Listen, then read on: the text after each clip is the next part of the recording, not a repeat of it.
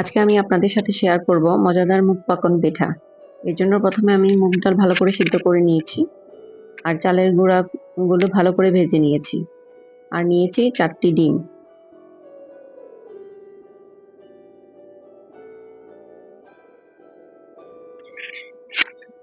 এখন আমি পিঠার ব্যাটারটা তৈরি করার জন্য ভালোভাবে সিদ্ধ করা ডালের মাঝে দিয়ে দিব ভেজে রাখা চালের গুঁড়া আর ডিম। সবকিছু ভালোভাবে মিশিয়ে নিব।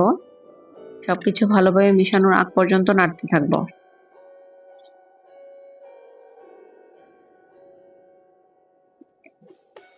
এটা অনেকটা রুটি বানানোর ব্যাটারের মতো রেডি করতে হবে।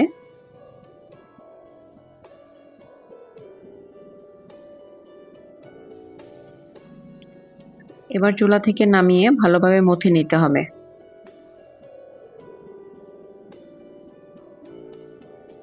ব্যাটারটা যেন অনেক সফট হয়, এর জন্য এরকম ভাবে ভালো করে মথে নিতে হবে। অনেকক্ষণ সময় নিয়ে ভালোভাবে মথার পরে এটা রুটির মতো বানিয়ে নিতে হবে, কিন্তু এটা কিন্তু অনেকটা মোটা হবে। আপনাদের বোঝার জন্য এটার থিকনেসটা আমি আপনাদেরকে দেখিয়ে দিলাম।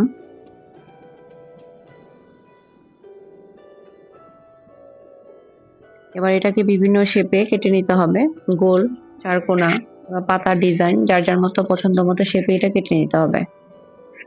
আমরা এসব পিঠায় খেজুর গাছের কাটা দিয়ে ডিজাইন করি, যাদের কাছে তা নেই তারা টুথপিক ব্যবহার করতে পারেন। এবার যার যার পছন্দ মতো ফুলের ডিজাইন করে নিতে হবে। এই পিঠাগুলো যেহেতু ছোট ছোট, তাই এটা বানাতে তেমন সময় লাগে না। আমি এখানে কয়েকটা ডিজাইন আপনাদেরকে দেখিয়ে দিলাম। এভাবে আমি সবগুলো পিঠা বানিয়ে নিয়েছিলাম।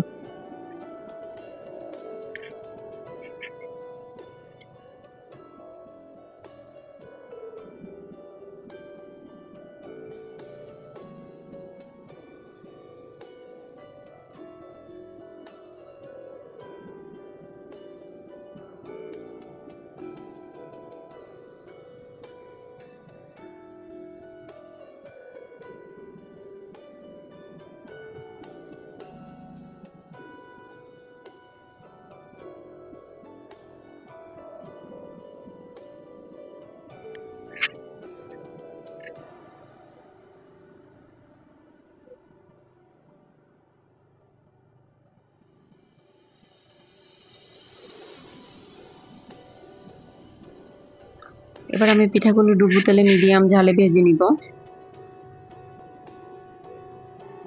পিঠাগুলো তেলে ভাজার পরে চিনি সেরায় ভিজাতে হবে, এই জন্য আমি আগেই সেটা রেডি করে রেখেছিলাম।